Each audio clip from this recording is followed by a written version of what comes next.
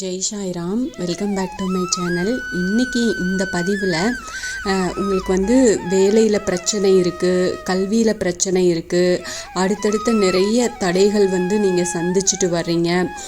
அதுக்கப்புறம் உங்களுக்கு ப்ரமோஷன் கிடைக்கணும், இந்த மாதிரியெல்லாம் நிறைய பிரச்சனைகள் இருக்கும்ல. அந்த மாதிரி பிரச்சனைகளுக்கான எளிய ஒரு பரிகாரத்தை நம்ம வீட்டிலையே எப்படி செய்கிறது அப்படின்னு நாம் இந்த பதிவில் பார்க்கலாம். கண்டிப்பாக உங்களுக்கு பயனுள்ள பதிவாக இருக்கும். என்னோடய சேனலுக்கு தொடர்ந்து சப்போர்ட் பண்ணுங்கள், லைக் பண்ணுங்கள், ஷேர் பண்ணுங்கள், கமெண்ட் பண்ணுங்கள், மறக்காமல் சப்ஸ்கிரைப் பண்ணுங்கள், பெல் ஐக்கானை கிளிக் பண்ணுங்கள். மனதுக்கு பிடிச்ச வேலை கிடைச்சிருச்சு அப்படின்னு சந்தோஷப்படுறதுக்குள்ளே அங்கே ஏதாவது ஒரு பிரச்சனை வந்துடும்.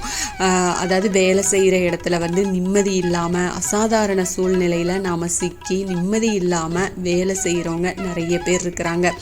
என்ன வேலை செஞ்சாலும் மனதுக்கு ஒரு நிறைவு, நிம்மதி, திருப்தி அப்படிங்கிறது எதுவுமே இல்லாமல் குறைபட்டுட்டு அந்த பிரச்சனையை ஃபேஸ் பண்ணுறவங்க நிறைய பேர் இருக்கிறாங்க.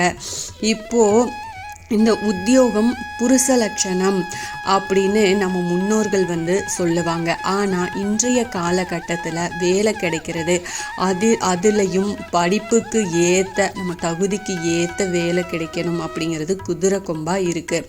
வேலை இல்லை அப்படின்னு நிறைய பேர் கஷ்டப்பட்டுட்ருக்குறாங்க. அதே சமயம் வேலை கிடைச்ச பிறகும் அதாவது கூட வேலை செய்கிறவங்க, மேலதிகாரிகள் அப்படின்னு யார் மூலமாவது நிறைய பிரச்சனைகள் வந்துக்கிட்டே தான் இருக்குது. நிறைய இது மாதிரி சொல்லி புலம்புறவங்க நிறைய பேர் இருக்கிறாங்க.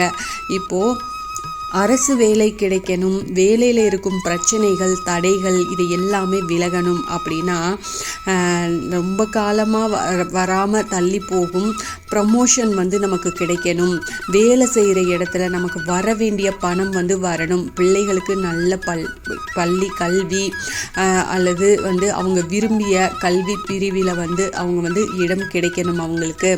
இப்படி பிள்ளைகள் படிப்பில் முன்னேறணும், வாழ்க்கையில் உயர்ந்த நிலையை அடையணும் இப்படின்னு நினைக்கிறவங்க வீட்டில் சில எளிய பரிகாரங்களை நம்ம தொடர்ந்து செஞ்சுட்டு வந்தாலே போதும், நல்ல பலன் கிடைக்கும். பொதுவாக கல்வி, வேலை தொடர்பான விஷயங்களுக்கு ஹயக்ரீவரை மனமுருக வேண்டணும், முருகப்பெருமான வணங்கணும் அப்படின்னு சொல்லுவாங்க. இறை வழிபாட்டோட வீட்டிலேயே செய்யக்கூடிய எளிய பரிகாரத்தை நம்ம செஞ்சுட்டு வந்தாலே நினச்சி பார்க்க முடியாத அளவுக்கு நல்ல மாற்றங்களை நம்மளால் பார்க்க முடியும். இந்த பரிகாரத்தை நம்பிக்கையோடு செஞ்சுட்டு வந்தாலே வீட்டில் தீரவே தீராது அப்படின்னு இருக்கிற பிரச்சனை கூட சீக்கிரமாகவே தீர்ந்துடும். ஒரு சின்ன தட்டு எடுத்துக்கோங்க, அதில் அது வெள்ளித்தட்டு இல்லைன்னா செப்பு தட்டாக இருக்கிறது இன்னும் நல்லது. அந்த தட்டில் ஏலக்காய்களை பரப்பி வச்சுக்கோங்க.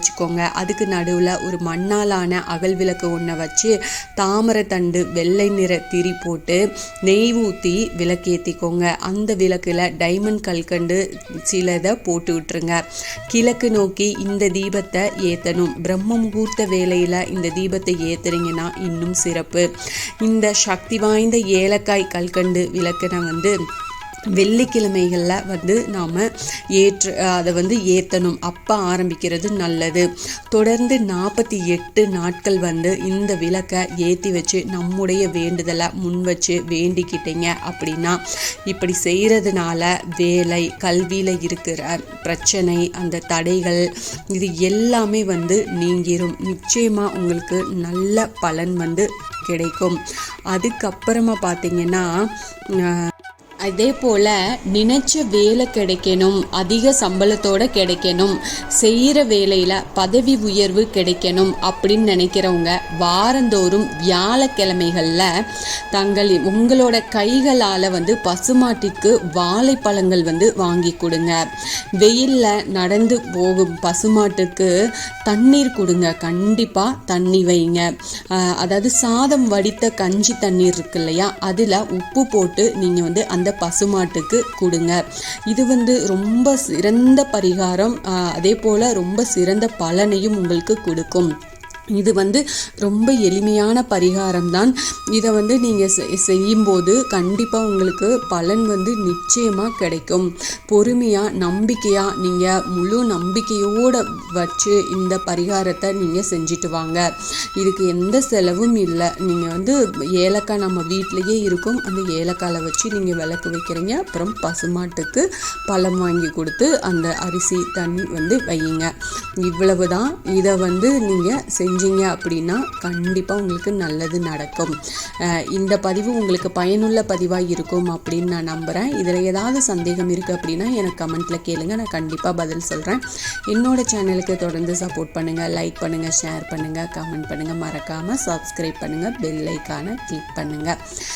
இது போல் எனக்கு தெரிஞ்ச ஆன்மீக பதிவுகள் உங்ககிட்ட நான் ஷேர் பண்ணிக்கிறேன். Thank you friends. மீண்டும் அடுத்த பதிவில் சந்திப்போம்.